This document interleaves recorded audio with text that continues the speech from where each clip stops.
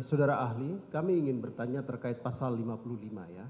Jika pasal 55 KUHP itu dikaitkan dengan peristiwa penembakan atau pembunuhan yang tadi rekan kami tanyakan, kami mau meminta penjelasan ahli tentang apa yang dimaksud dengan pihak yang menyuruh melakukan atau downplagger.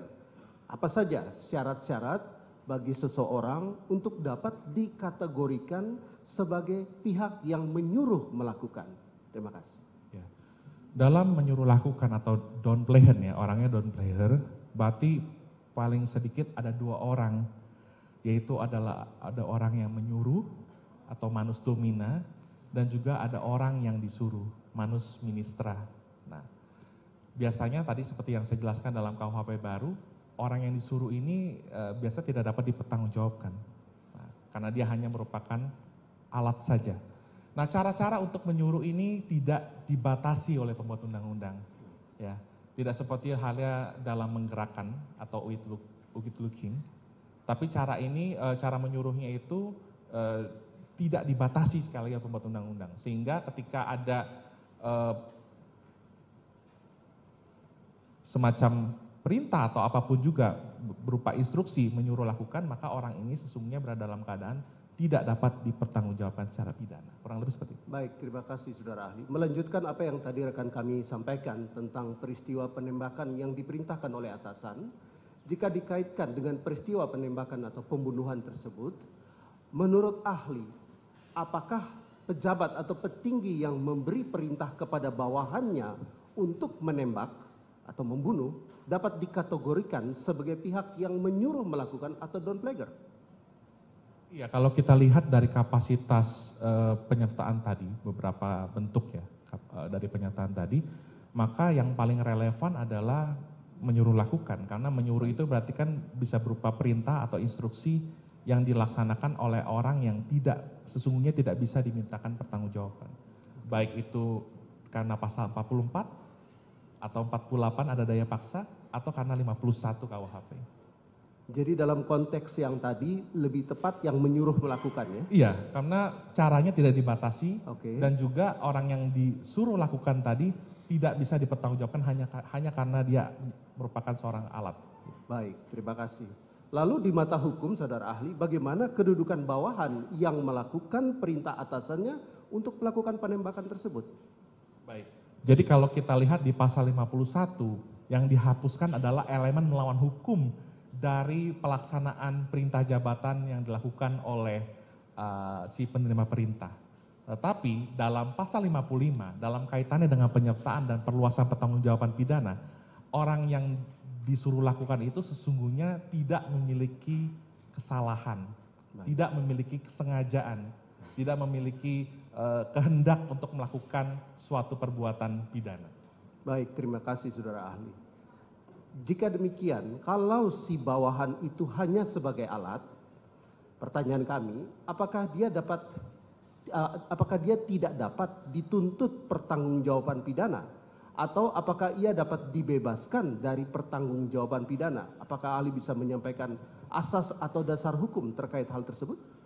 Iya, karena yang disuruh ini tidak dapat dipertanggungjawabkan dan tidak ada kesalahan di dalamnya, maka mohon izin majelis menggunakan bahasa Latin, qui mandat ipse fecisse videtur. Siapa yang memerintah dianggap telah melakukannya sendiri. Baik, saudara ahli, kami ingin memperdalam hal ini. Mohon saudara ahli menjelaskan tentang kategori orang yang terlibat dalam sebuah tindak pidana, namun hanya berperan sebagai alat yang dipergunakan saja. Apakah itu hanya untuk orang gila atau orang yang dibawa todongan senjata saja, atau ada kondisi lain yang dapat membuat orang itu dapat dikategorikan hanya sebagai alat? Mohon penjelasan saudara.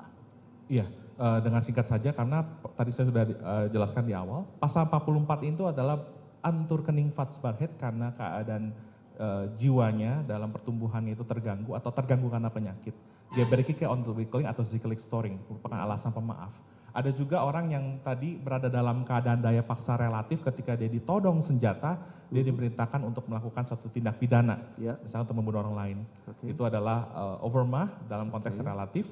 yang kemudian juga ada dalam konteks pasal 51 ketika dia diberikan perintah, sesungguhnya menurut Profesor Van Bemmelen dalam buku Hukum Pidana 1 halaman 196, dia berada dalam keadaan terpaksa karena menghadapi konflik. Di satu sisi dia menghindari kewajiban untuk dipidana karena nggak boleh membunuh orang lain, di sisi lain dia juga ada ketaatan dan kepatuhan untuk melaksanakan perintah tersebut.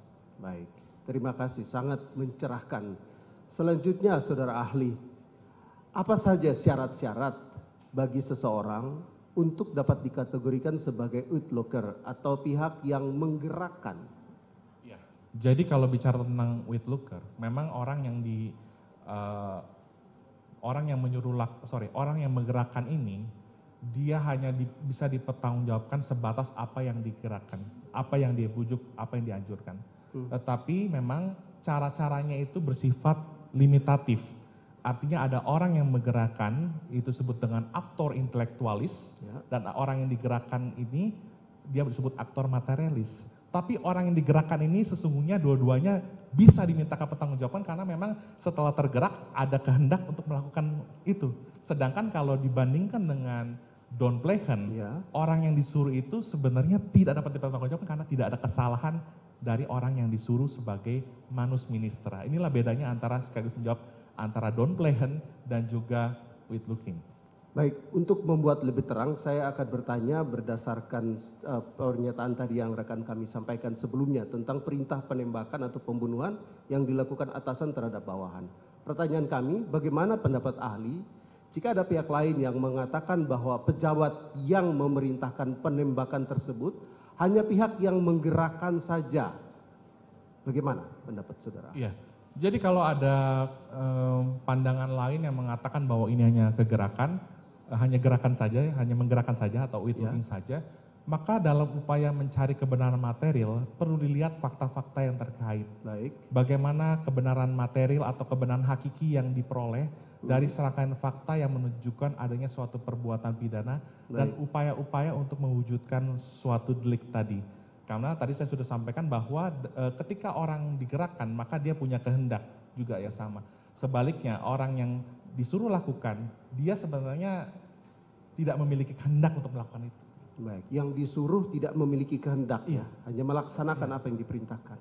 Baik, selanjutnya dalam konteks peristiwa yang tadi, apakah pejabat atau petinggi tersebut dalam konteks masalah yang tadi dapat diklasifikasikan sebagai pihak yang menggerakkan saja atau lebih tepat untuk dikatakan sebagai pihak yang menyuruh melakukan?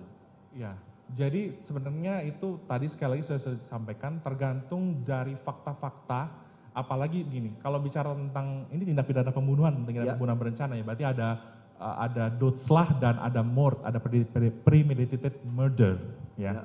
Berarti dalam konteks ini perlu dilihat sebenarnya niat dari awalnya itu untuk melakukan apa? Baik. Untuk melakukan, karena begini, bicara tentang ajaran kausalitas berarti kan itu merupakan delik yang bersifat material satu, kedua adalah delik yang dikualifikasi dengan akibat. Sebenarnya akibat apa sih yang hendak dikendaki oleh si pembuat? Jadi niat ini berhubungan dengan akibat. Akibat apa yang sebenarnya dikehendaki oleh si pembuat, baik itu dia dalam kapasitas sebagai manus domina, sebagai orang menyuruh lakukan, atau dalam konteks sebagai aktor intelektualis. Akibat apa yang hendak dikehendaki? Itulah untuk menjawab seluruh pertanyaan pelaku yang disuruh ini atau orang yang digerak ini masuk dalam kualifikasi yang mana, kurang lebih seperti itu. Oke, baik, terima kasih saudara ahli. Kami ingin kembali. Jangan lupa like, subscribe, dan share ya.